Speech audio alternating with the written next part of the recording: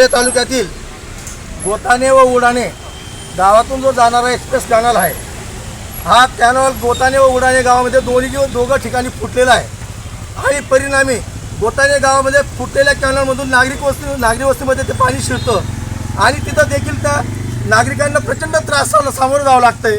आणि उडाणे गावातील जो एक्सप्रेस कॅनल जातो तिथं देखील तो शेतातला जो कॅनल फुटलेला आहे ते पूर्ण 250 हेक्टर जमीनमध्ये तिथं पाणी घुसतं आणि म्हणून शेतकऱ्याला कुठल्याच प्रकारचं खरीपाचं पीक घेता येत नाही आणि पूर्णतः त्यांचं आर्थिक नुकसान होतं। या संदर्भात मी पाटबंधारे विभागाला वेळोवेळी निवेदन दिलेलं आहे, अधिकाऱ्यांशी चर्चा केलेली आहे, पण मात्र जाणीवपूर्वक त्या पाटबंधारे विभागाच्या अधिकाऱ्यांनी दुर्लक्ष केलेलं आहे आणि म्हणून या नागरिक जे गोताणे गावातील नागरिक असतील, उडाणे गावातील शेतकरी असतील, यांच्यावर अनेक वर्षापासून अन्याय होत आहे आणि म्हणून या अन्यायाला वाचा फोडण्यासाठी मी आज आत्मदान करण्याचा प्रयत्न केला होता आणि माझा जीव घेत जरी गेला तरी बेहतर आहे।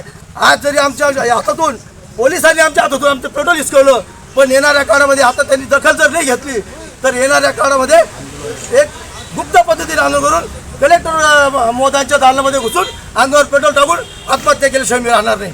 जर या संदर्भात या मी प्रश्न आहे, तुम्ही सरकारचाही निषेध केलेला आहे, सरकार तुमचंच आहे भारतीय जनता पार्टीचं, काय सांगणार?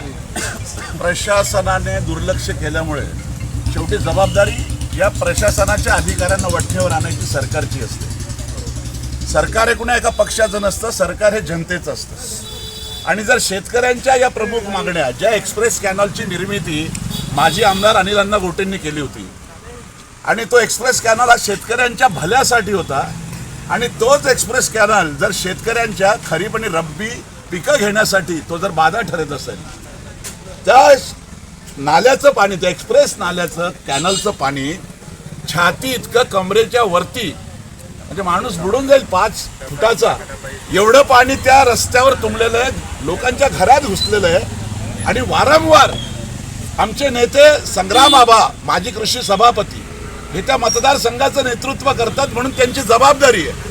त्यांनी वेळोवेळी प्रशासनाच्या अधिकाऱ्यांना जागा करण्याचा प्रयत्न केला, विनंती केली की माझ्या या कारण प्रशासनाचा अधिकारी हा थरकाप केला पाहिजे नेत्यांना आणि पुढाऱ्यांना, परंतु कुठेतरी यांची मिलीभगत असेल म्हणून एक संग्राम आबा सारखा सर, भाजप सरकार अपयशी ठरलं का शेतकऱ्यांच्या संदर्भात, काय सांगणार?